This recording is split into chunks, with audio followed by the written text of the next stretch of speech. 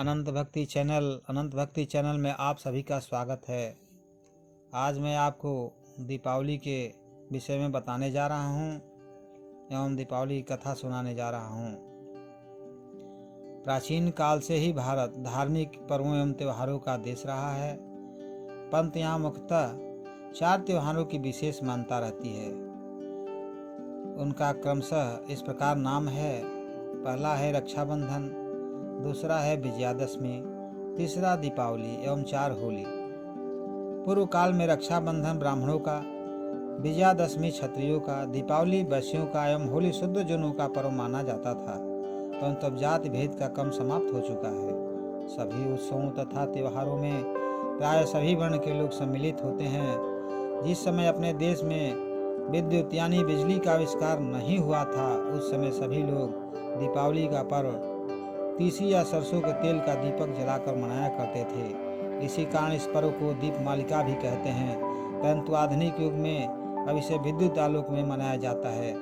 कहीं कहीं देव मंदिरों या तीर्थ स्थानों में अब भी तेल दीपक जलाने की प्रथा विद्यमान है। वर्ष भर में दीपावली का ही एक ऐसा अनोखा त्योहार है जो निरंतर 5 दिनों तक चलता है। इसी क्रम में कार्तिक कृष्ण त्रयोदशी को धन्वंतरी जयंती मनाई जाती है। पौराणिक मान्यताओं के अनुसार इसी दिन समुद्र से आयुर्वेद के जनक भगवान धन्वंतरी का अवतार हुआ था। अतः इस दिन वैद्यगण भगवान धन्वंतरी की पूजा अर्चना करके उनका स्मरण करते हैं। इस पर्व को धन त्रयोदशी या धनतेरस कहते हैं। इस दिन समस्त व्यापारी अपने अपने दुकानों आदि की सफाई कर रात्रि में गणेश लक्ष्मी की प्रतिमा स्थापित कर उनका विधिवत पूजन अर्चन करते हैं।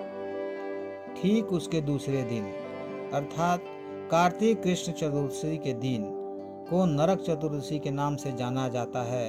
इस दिन संपूर्ण उत्तर भारत में बड़े ही धूमधाम से हनुमान जन्म या हनुमान जयंती मनाई जाती है, जिसके अंतर्गत धर्मप्राण जनता राम भक्त एवं परमवीर हनुमान जी की आराधना पूजा करके अपने को धन्य मानती है।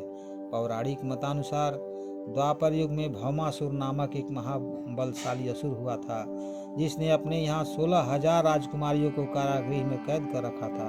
उन राजकुमारियों द्वारा विनय करने जाने पर भगवान श्री कृष्ण ने उनका उद्धार भौमासुर का वध करके इसी नरक चतुर्दशी के दिन किया था।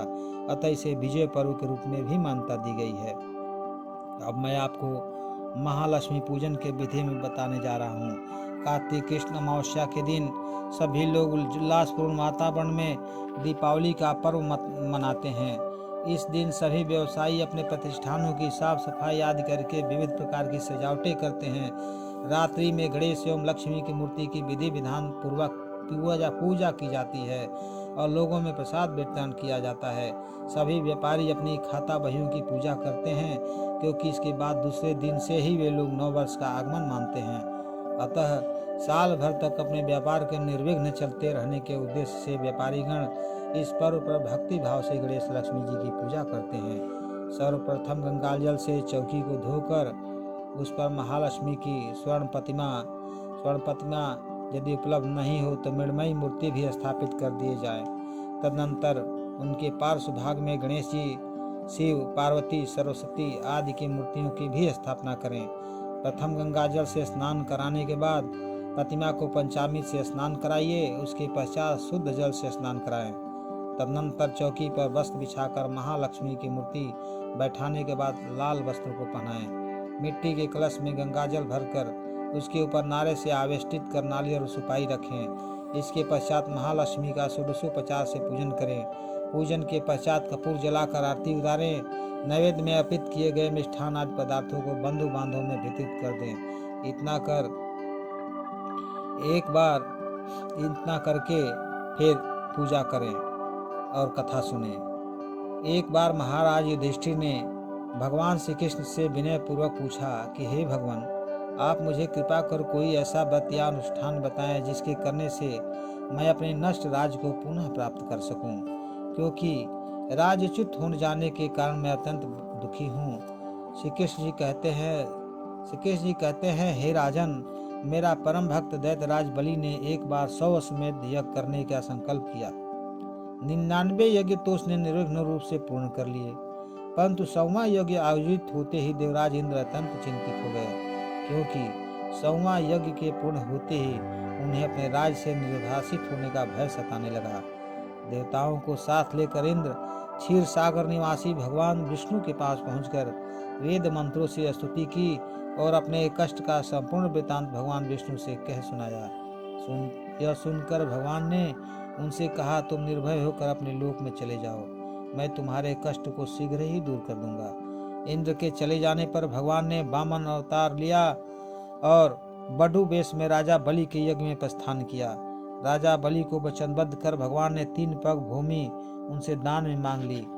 बलि द्वारा दान का संकल्प करते ही भगवान ने अपने विराट रूप से एक पग में सारी पृथ्वी को ही नाप दिया, दूसरे पाद से अंतरिक्ष को और तीसरे चरण से उसके सिर पर रख दिया। राजा बलि की दानशीलता से प्रसन्न हो भगवान ने उससे वर मांगने को कहा। राजा ने कहा, कार्तिक कृष्ण पक्ष की त्रयोदशी से अमावस्या तक अर्थात दीपावली तक इस धरती पर मेरा राज्य रहे।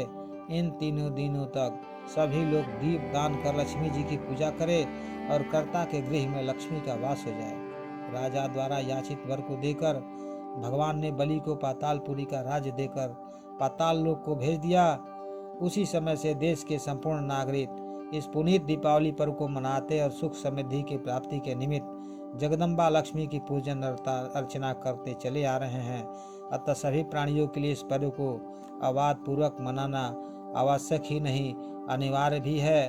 यहीं पे दीपावली की कथा समाप्त होती है। जय माँ लक्ष्मी।